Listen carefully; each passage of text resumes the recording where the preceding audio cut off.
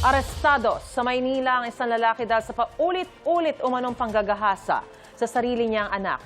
Mariin na maitinanggi ng akusado ang alegasyon. Laging una ka sa balita ni Jomer Apresto Exclusive. Ikaw, tandaan mo, ha? Mamamatay ka dyan sa kulungan. Ay, ang nanay mo, isusunod ko yung dahil kasawbat mo. Ha? Mabubulo kayo sa bilangguan. Hindi ko hayaan yung bata, maging ganang paglaki. Hindi na napigilan ni Joanna ang kanyang galit sa kanyang tiyuhin nang magharap sila sa Santa Cruz Police Station sa Maynila kaninang hating gabi. Ang 54 anyos na akusado, paulit-ulit umanong ginahasa ang sarili niyang anak. Sa kwento ni Joanna na tumatayong legal guardian ng bata, June 3, 2016 naganap ang unang panghahalay umano sa biktima na nooy 4 na taong gulang pa lang. Nangyari raw ito sa bahay nila sa Bagong Silang, Caloocan. Nasundan pa raw ito ng ilang beses sa loob ng 2 taon. Pero ngayong taon lang daw nalaman ni Joanna ang sinapit ng pinsan matapos magsumbong ang panganay na kapatid ng bata. So, ang nangyari po, kada nalalasing si Tito, pag naisip niya po yung bata gasain, pinupunta po niya sa loob ng kwarto niya.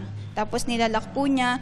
Siyempre, di po namin maririnig yung mismong pag-iyak ng bata kasi ang lakas po ng soundbar sa loob. Sa medico legal, nakumpirma ng forensic group ng PNP na may mga laceration sa hymen ng bata, indikasyon na siya'y napuwersa. Kwento na ngayon 14 na taong gulang na biktima, nagsumbong siya noon pa sa kanyang lola, pero imbis daw gawa ng aksyon, sinabi raw ng kanyang lola na huwag magsumbong sa iba. Sinisikap ang kunan ng pahayag ang lola ng bata. Nung nalaman ko po yun, parang uminto po yung mundo ko na ang sakit niya, po siya, parang siyang saksak sa dibdib na makita mo na iniingatan mo yung 2 bata na sa poder nyo. Nandun mismo sa loob ng bahay pala nangyari yung krimen. Ilang buwan umanong nagtago sa Maynila ang akusado at nagtrabaho bilang welder sa kanilang kaanak. Nitong Agosto nang makita ni Joanna na lumabas na ang warrant of arrest, agad daw siyang nakipagtulungan sa Manila Police District. Isang babaeng pulis ang nagpanggap na makakadate ng akusado na pumayag daw na makipagkita sa likod ng isang mall sa Santa Cruz. Doon na siya sinilbihan ng warrant of arrest. Tumanggi magsalita sa harap ng kamera ang akusado pero mariin niyang itinanggi ang alegasyong ginahasa niya ang kanyang anak.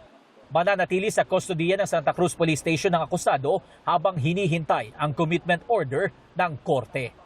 Ito ang unang balita. Jomer Apresto, GMA News.